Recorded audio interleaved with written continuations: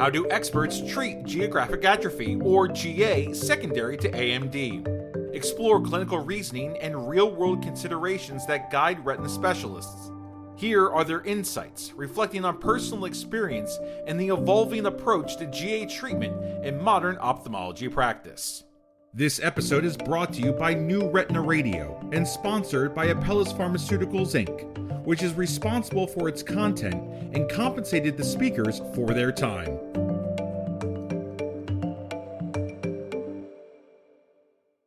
I'm Dr. Nemo Patel, an assistant professor of ophthalmology at Harvard Medical School and a vitreoretinal surgeon at the Retina Service at Mass Eye Near. I'm also the director of pediatric retina surgery at Boston Children's Hospital. Welcome back to those who have joined us for previous episodes, and a special welcome to new listeners as we continue exploring topics that resonate with those newer to practice and highlight insights from the next generation of retina specialists. Today, I'm talking with someone who has a really unique background in our field. Dr. Patrick Staropoli is joining us from Retina Consultants of Texas. He is a vitreoretinal surgeon, and he's also a professional race car driver, a very uncommon combination. We're going to spend some time today talking about your passion for racing and how it shaped your approach in treating retinal diseases. But first, I'd like to hear a little bit more about your extraordinary journey. Hey, Dr. Patel.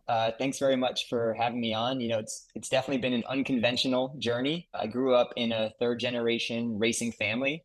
My grandfather raced in upstate New York. My father raced in South Florida, and both were car mechanics for a living. So I was born and raised in the racing sphere. From the beginning, my parents and car owners had one rule: if I wanted to race, school had to come first. So I held up my end of the bargain, and it motivated me to pursue racing and to continue excelling at school at the same time. Fortunately, I became the first person in my family to go to college. I went to Harvard for my undergrad, originally majoring in mechanical engineering, thinking I might work on race cars. But during my first year, I actually took a neurobiology class that sparked my passion for medicine. So I changed my major to neurobiology and started the pre-med track. And from there, it's been a wild ride balancing my academics with my racing career. That makes sense. Everyone needs balance. Most people have interests outside of work or school. I think mine were video games, but I had to spend less time online to focus on passing step one. So these hobbies end up taking a backseat due to other priorities. Could you talk a little bit more about how you kept racing as part of your life throughout undergrad and even through medical school? Yeah, for sure. My passion for racing never faded, even as my interest in ophthalmology grew over time. When I was home during summer or winter breaks from college, I would compete in local races in Florida.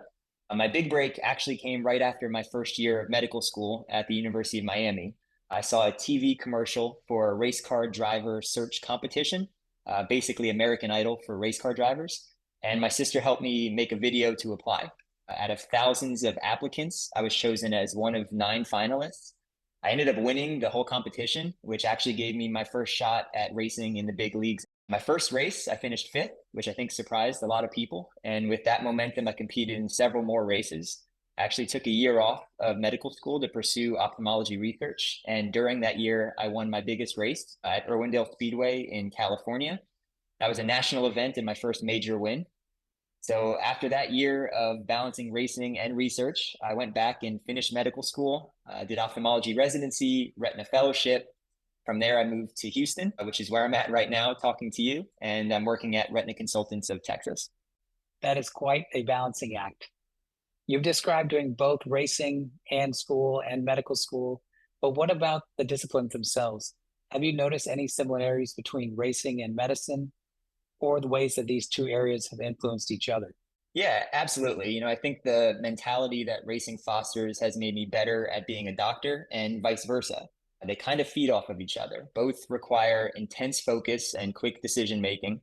In racing, you're going 180 miles per hour and processing a ton of information. In surgery, especially with retina, you're making precise movements in a high stakes environment. So the ability to stay calm and deliberate under pressure is huge in both fields. Just like operating room, racing takes a team. You have to trust each other to execute under pressure. I wouldn't be able to do either one, racing or medicine, without great people surrounding me, helping me to make it all work. That's a great comparison of how your passions intersect. And I couldn't agree more. An effective team often makes all the difference. I know we'll get into some more about how racing and being a retina specialist need a similar skill set. But changing topics slightly, I wanted to get your take on geographic atrophy, given that there are now FDA-approved treatments available. Can you start by giving the audience a brief overview of geographic atrophy, or also known as GA? Yeah, absolutely. Geographic atrophy is the advanced form of dry age-related macular degeneration, or AMD. It affects nearly 1.5 million people in the United States. As retina specialists, we define it as a loss of the photoreceptors, the retinal pigment epithelium, and the choriocapillaris. You can see these changes on imaging, and it matches the area of atrophy we see during the patient's fundus exam. When I explain it to a patient, I try to break it down simply, and I compare it to a rug that has been stepped on too many times and is worn thin, so it doesn't function the same way that it used to. This can leave patients with blind spots, also known as scotomas, in their vision. Thank you. That's a really helpful way to put it. I often use a similar analogy of a lawn with bare patches without grass. What symptoms and risk factors are you looking for when evaluating your patients for GA? Symptom-wise, patients will typically notice blind spots or areas in their vision that are fuzzy compared to what they had previously experienced. Sometimes it is just a general decrease in the quality of vision, particularly in the areas surrounding those GA lesions. As for risk factors, having GA in one eye increases your risk of developing geographic atrophy in the other. Age being the most common risk factor in age-related macular degeneration is another example. Then you can also look at family history, and sometimes there's genetic data available for these patients. But those are just some of the things that you have to keep in mind when you're trying to triage which patients are at risk for developing GA. Thanks for that overview. Yes, and especially when considering treatment, I like to ask about specific functions, such as the ability to see a television or read on a cell phone.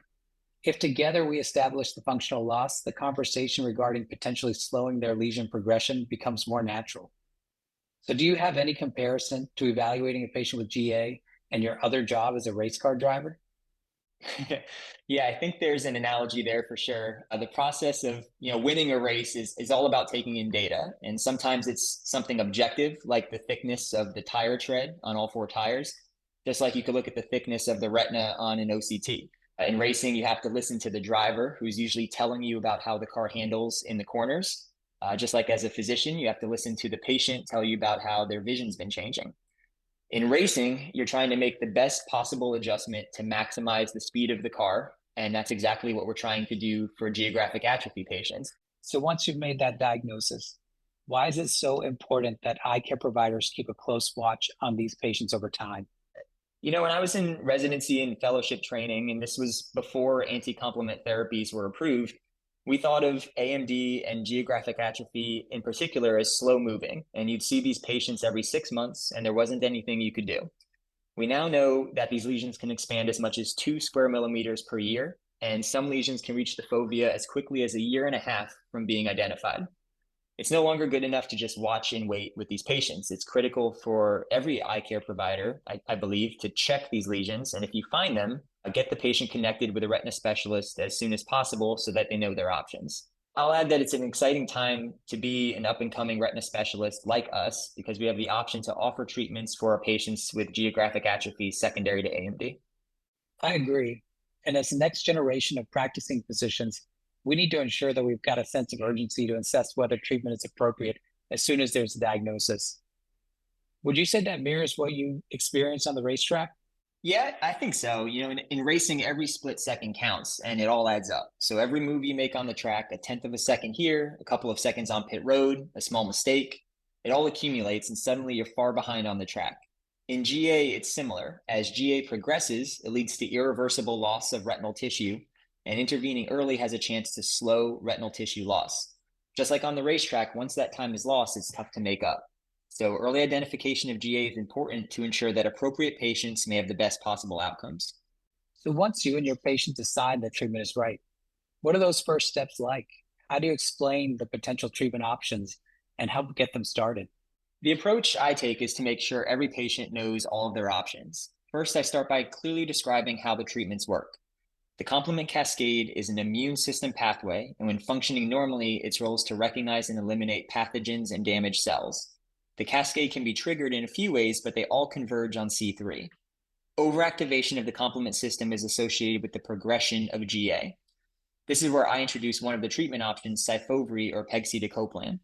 Syfovre is a complement inhibitor, so it binds C3 and C3b, which targets downstream activation of the pathway. I explain that in whatever level of detail the patient wants, and then talk about the possible risks of SYFOVRE, including endophthalmitis, retinal detachments, retinal vasculitis, retinal vascular occlusion, neovascular AMD, intraocular inflammation, or increased intraocular pressure. I also explain how often we'd be treating and that this is an ongoing therapy if they tolerate the therapy appropriately. Once we're all on the same page and if the patient agrees, we then begin treatment. That's such a useful perspective.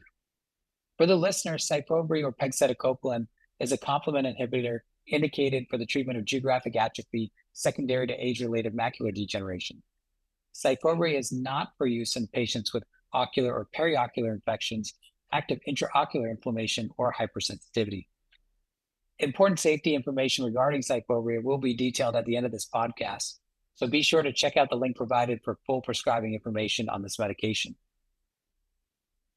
What specifically about SYFOVRE makes you confident in recommending it for patients with GA secondary to AMD?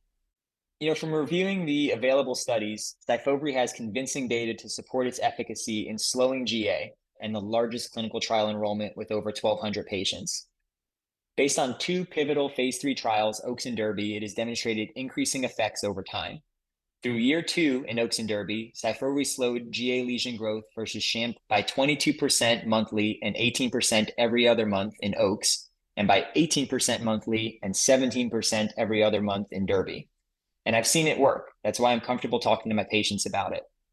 As I mentioned earlier, I do mention to my patients the most common adverse events reported in 2% or more of the patients through 2 years in OAKS and DERBY were ocular discomfort, new onset neovascular AMD, vitreous floaters, conjunctival hemorrhage, vitreous detachment, retinal hemorrhages, punctate keratitis, posterior capsular opacification, intraocular inflammation, and increased intraocular pressure. That's really helpful. Thank you for breaking that down.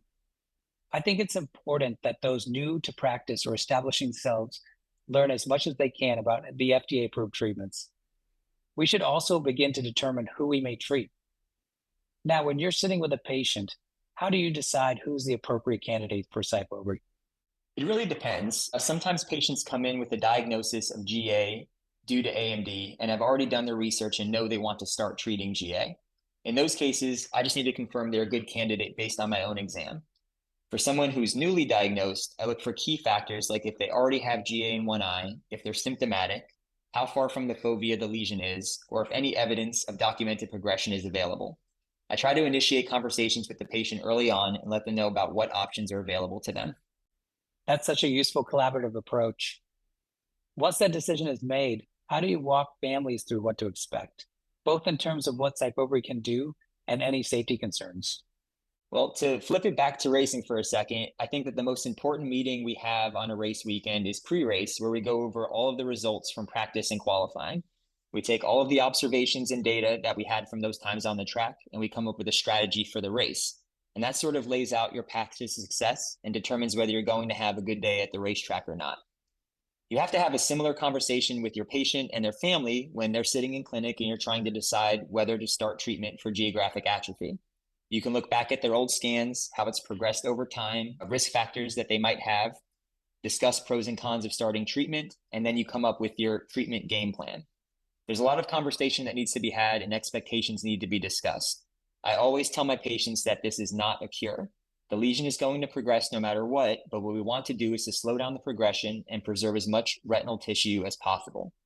Patients may come in with different preconceived notions about what this medication does, and so it's important to make that clear. I think the other component of it is about the risks of injection and safety concerns of SYFOVRE. And I do go over the risks that I spoke about earlier, including those of inflammation, vasculitis, infection, and other common side effects that you'd expect with a SYFOVRE injection. Before we wrap up, are there any final thoughts that you'd like to share with our listeners? I would just reiterate that for so long, people with geographic atrophy due to AMD were told there's nothing that could be done, and that really took away hope. Now I'm about 2 years into practice, and it's really amazing to meet some of these patients and have the option to start them on a therapy that they never thought would become available in their lifetime. It's a truly pivotal time in retinal care, and I've discovered that bringing my outside interests, like racing, into my medical career gives me new ways to approach my work, as well as a platform to raise awareness for advances in GA treatment, and keeps me inspired to offer meaningful care to my patients. Well, it's really been an interesting time to hear about how racing and medicine complement each other with their focus, precision, and pressure. The connections you spoke about really highlight how you've been able to bring those strengths to both fields and on how skills from different areas can be applied in clinical care. Big thanks again for having me on and letting me share my story about balancing my passions for retinas and race cars. I feel fortunate to pursue both of these things at the same time and to be able to make a difference for patients living with geographic atrophy. That wraps up today's episode, but the conversation does not end here. Be sure to check out other episodes: Retina Forward, Practical Insights on Adopting FDA-Approved Treatments into Your Practice, and What I Wish I Knew, Insights from the Next Generation of Retina Specialists, to hear more fresh perspectives and real-world experiences. Please stay tuned for additional important safety information, and please see accompanying full prescribing information. Indication: Syfovre pegcetacoplan injection is indicated for the treatment of geographic atrophy, GA, secondary to age-related macular degeneration, AMD. Important safety information. Contraindications. Syfovre is contraindicated in patients with ocular or periocular infections, in patients with active intraocular inflammation, and in patients with hypersensitivity to pegcetacoplan or any of the excipients in Syfovre. Systemic hypersensitivity reactions, for example, anaphylaxis, rash, urticaria, have occurred. Warnings and precautions. Endophthalmitis and retinal detachments. Intravitreal injections, including those with Syfovre, may be associated with endophthalmitis and retinal detachments. Proper aseptic injection technique must always be used when administering Syfovre to minimize the risk of endophthalmitis. Patients should be instructed to report any symptoms suggestive of endophthalmitis or retinal detachment without delay and should be managed appropriately. Retinal vasculitis and/or retinal vascular occlusion. Retinal vasculitis and/or retinal vascular occlusion, typically in the presence of intraocular inflammation, have been reported with the use of Syfovre. Cases may occur with the first dose of Syfovre and may result in severe vision loss. Discontinue treatment with Syfovre in patients who develop these events. Patients should be instructed to report any change in vision without delay. Neovascular AMD. In clinical trials, use of Syfovre was associated with increased rates of neovascular, wet AMD or choroidal neovascularization. 12% when administered monthly, 7% when administered every other month, and 3% in the control group by month 24. Patients receiving Syfovre should be monitored for signs of neovascular AMD. In case antivascular endothelial growth factor, anti-VEGF, is required, it should be given separately from Syfovre administration. Intraocular inflammation. In clinical trials, use of Syfovre was associated with episodes of intraocular inflammation, including vitritis, vitreal cells, iridocyclitis, uveitis, anterior chamber cells, iritis, and anterior chamber flare. After inflammation resolves, patients may resume treatment with Syfovre. Increased intraocular pressure. Acute increase in IOP may occur within minutes of any intravitreal injection, including with Syfovre. Perfusion of the optic nerve head should be monitored following the injection and managed as needed. Adverse reactions. Most common adverse reactions, incidence greater than or equal to 5%, are ocular discomfort, neovascular age-related macular degeneration, vitreous floaters, conjunctival hemorrhage. Please see accompanying full prescribing information, also available on syfovreecp.com.